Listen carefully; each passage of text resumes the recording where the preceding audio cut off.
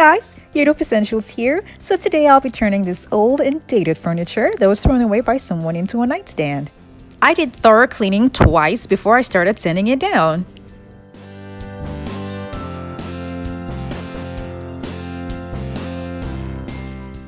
After that, I cleaned the whole thing with a mixture of water and vinegar.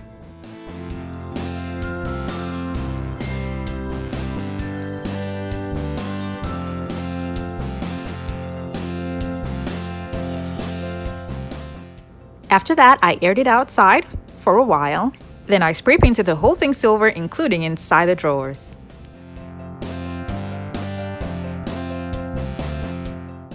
My plan is to have tufting by the sides, so I'm going to take 1-inch foam and cut them into the measurements for the sides and glue it on.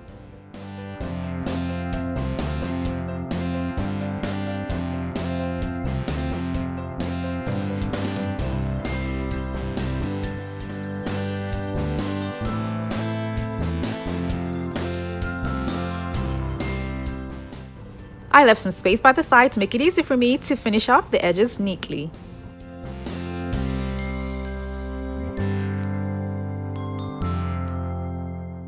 Now I'm going to be making marks for the tuft with 7 inches apart. And then using a pair of scissors, since the foam is just 1 inch thick, to make the holes.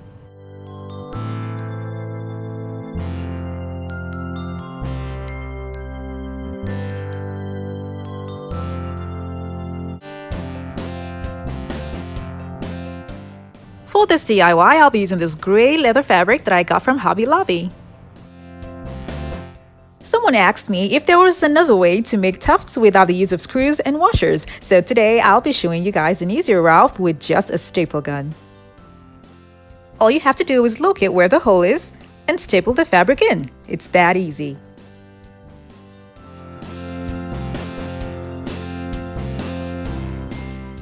This was super easy to do and I finished the tufting in no time. But I don't use this technique a lot because in the end it's a lot easier to attach the buttons to screw heads than on staple pins.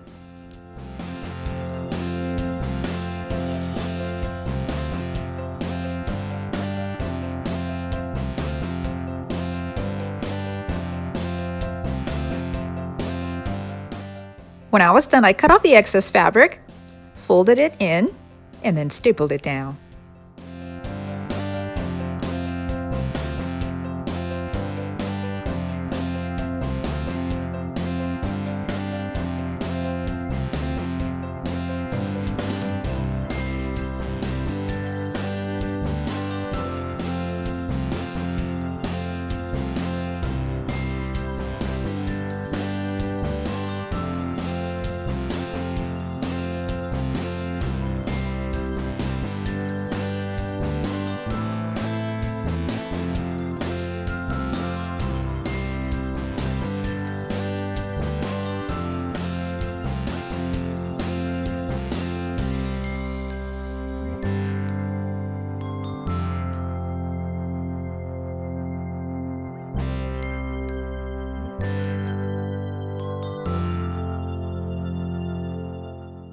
I'll be using this 7 inches round board to draw a circle in the middle.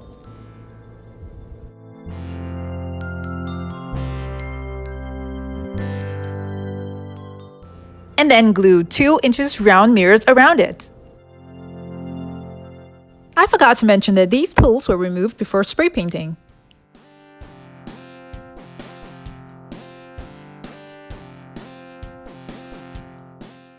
For the spaces where the 2 inches round mirrors cannot cover, I'll be using 1 inch round mirrors.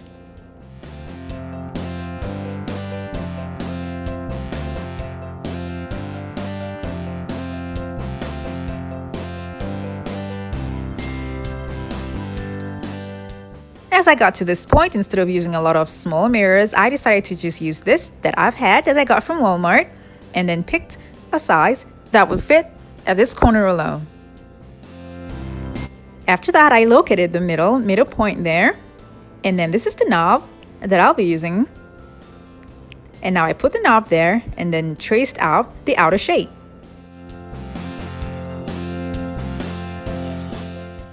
This is because I want to make a pattern with my glue gun, and so I need to know when to stop.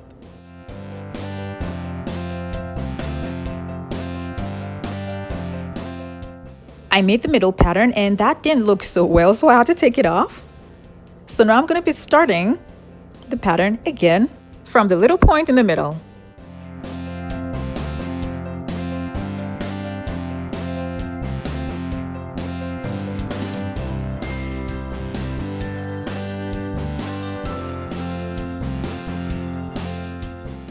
I will be making this thick enough so that it will be easy for me to apply the color, and to achieve that, I'll be going around again with the second layer of hot glue.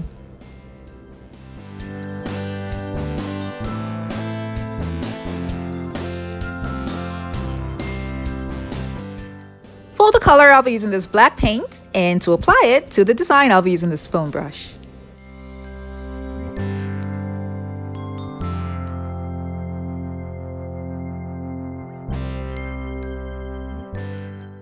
I've used this method before for a vase that I made some time ago, and the link for that video is going to be in the description box below.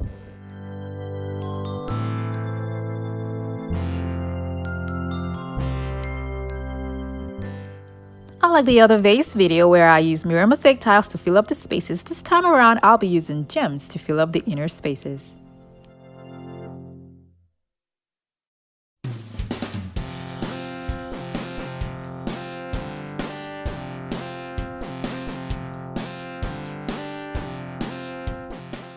When I was done, I took off the excess glue strings and then attached the knobs.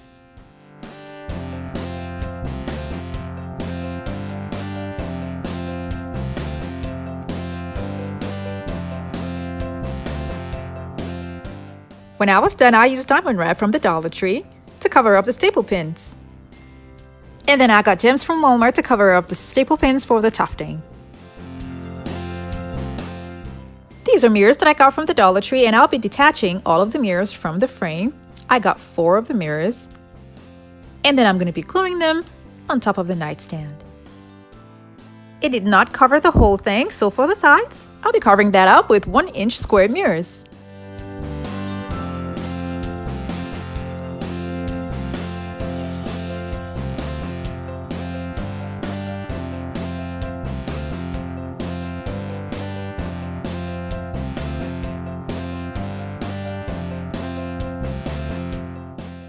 Inside the drawer doesn't look so good, so I covered that up using marble contact paper.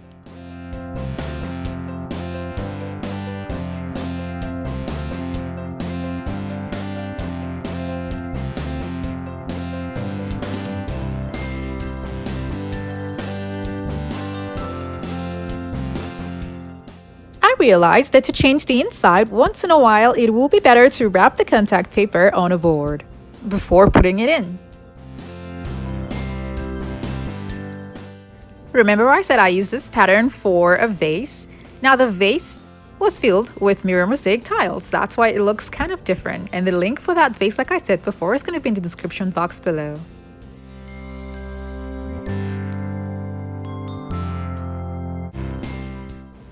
This is going to be sold to someone who has gray in the room so that it would match with either the headboard or the color that's on the wall. I got my inspiration from this photo, and this is sold for over $400.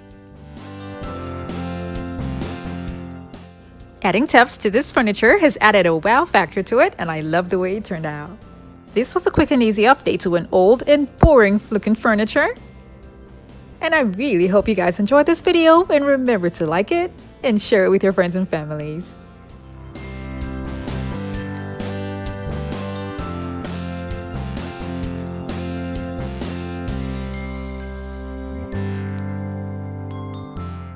Thank you so much for watching this tutorial. Now I have other DIY videos linked in the description box below to check them out, and don't forget to click on the subscribe button.